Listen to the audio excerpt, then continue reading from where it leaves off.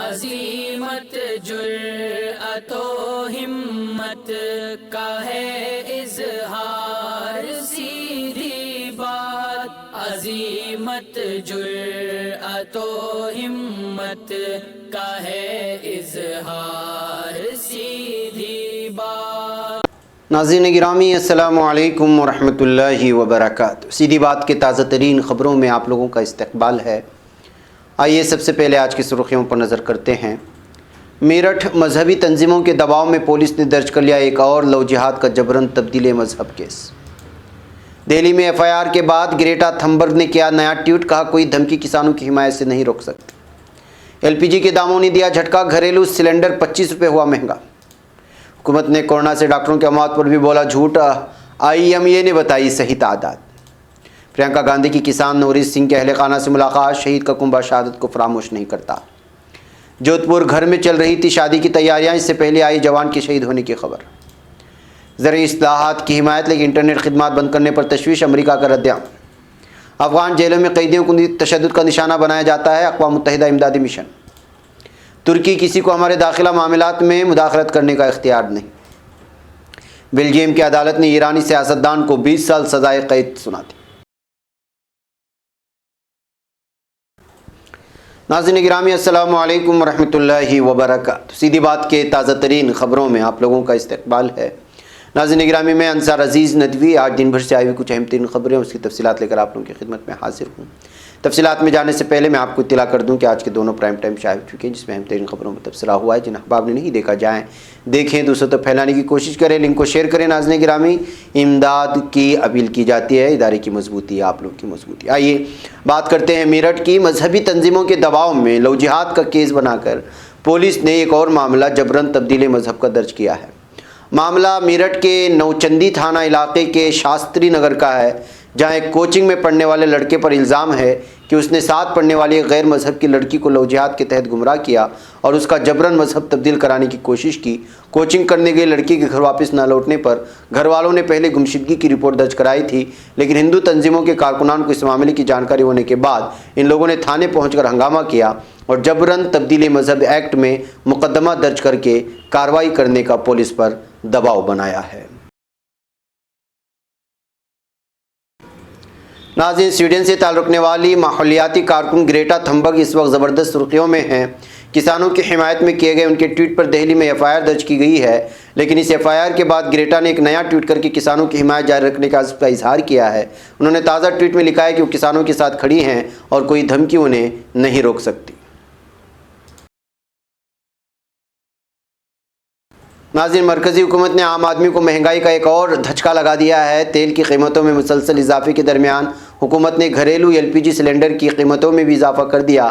سرکاری تیل کمپنیوں نے گھریلو گیس سلنڈر میں 25 روپے کا اضافہ کیا، جبکہ تجارتی سلنڈر کی قیمت میں 6 روپے کی کمی کی گئی ہے۔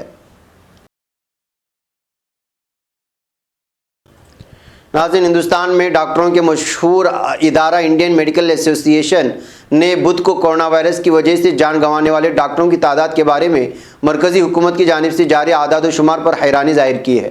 وزیر مملکت برائے صحت اشونی کمار چوبے کو لکھے خط میں آئی ایم اے سربراہ جے اے جیلال نے کہا، مرکز کی جانب سے جاری اعداد و شمار میں غلطی ہے۔ کورونا کی وجہ سے اب تک 744 ڈاکٹروں کو اپنی جان گنوانی پڑی۔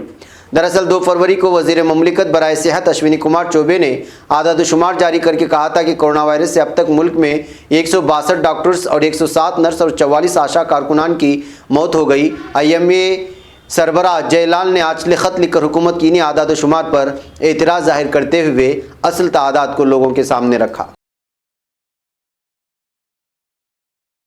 ناظرین گرامی کانگریس کی جنرل سیکریٹری پرینکا گاندھی جمعرات کے روز رامپور میں بلاسپور علاقے کے ڈبڈبا گاؤں پہنچی، جہاں انہوں نے دہلی میں ٹریکٹر ریلی کے دوران جان گنوانے والے کسان نوریت سنگھ کی دعائیہ تقریب میں شرکت کی اور اہل خانہ سے تعزیت کا اظہار کیا۔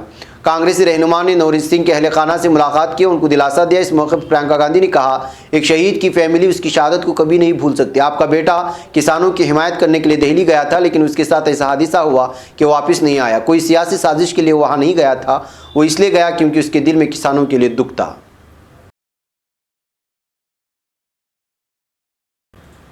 नाज़रीन गिरामी, जम्मू कश्मीर के राजौरी ज़िले में लाइन ऑफ कंट्रोल पर पाकिस्तान की तरफ से की गई गोलीबारी में बुध को एक फ़ौज के जाँ बहक होने की खबरें आ रही हैं। दिफाई तर्जुमान ने बताया कि इस साल एलओसी पर पाकिस्तान की ज़रिए जंगबंदी की खिलाफ वर्जी किए जाने के हादसे में राजस्थान के जोधपुर के बाशिंदे सिपाही लक्ष्मण शहीद होने वाले चौथे जवान हैं।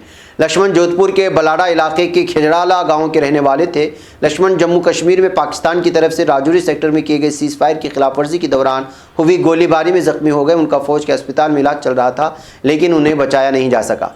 लक्ष्मण महज 21 साल की उम्र में बुध को मुल्क के लिए शहीद हुए। लक्ष्मण की शहादत की खबर सुनते ही खिजड़ाला गाँव में गम की लहर दौड़ गई है।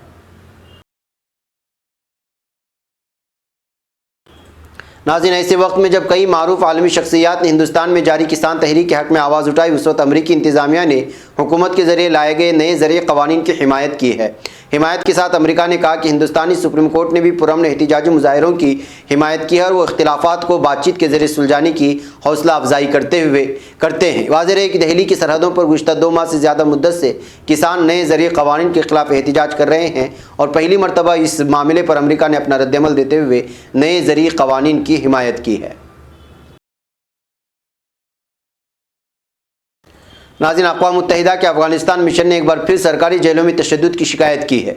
खबर के मुताबिक इस मिशन ने अक़वाम मुत्तहिदा के दफ्तर बराए इंसानी हुकूक़ के साथ मिलकर मुख्तलिफ जेलों में बंद सैकड़ों कैदियों के इंटरव्यू किए, जिन पर दहशतगर्दी या सलामती के मनाफी जराइम के इल्ज़ाम आयद किए गए हैं।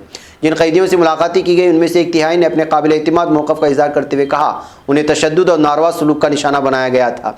वाज़ेह है कि तशद्दुद के ऐसे वाक़यात में ज़दूक़ों, बिजली के झटके, नींद से महरूमी और जिनसी तशद्दुद शामिल है। नाज़रीन, तुर्की ने बॉस्फोरस यूनिवर्सिटी में किए जाने वाले मुजाहिरों से मुतालिक बाज़ बयानात के जवाब में कहा है कि किसी को हमारे दाखिलाई मामलात में मुदाखलत करने का इख्तियार नहीं। तुर्की वज़ारत ख़ारिजा की तहरीर बयान में कहा गया कि तुर्की में जलसे जुलूस, एहतिजाजी मुजाहिरों और इजहार राय की आज़ादी के हक़ को आइनी तहफ़्फ़ुज़ हासिल है। बयान में कहा गया कि सिक्योरिटी फोर्सेज आज की तरह आइंदा भी कानून के तफवीज़ करदा इख्तियार के साथ अपने फ़राइज़ और ज़िम्मेदारियों को बतरीक़ हसन सर अंजाम देती रहेंगी।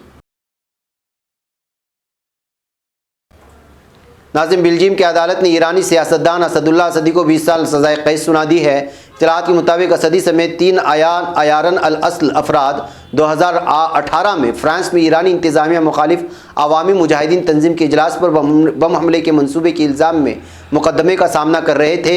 मुकदमे में मज़कूर अफराद पर इल्ज़ाम साबित हो गया है।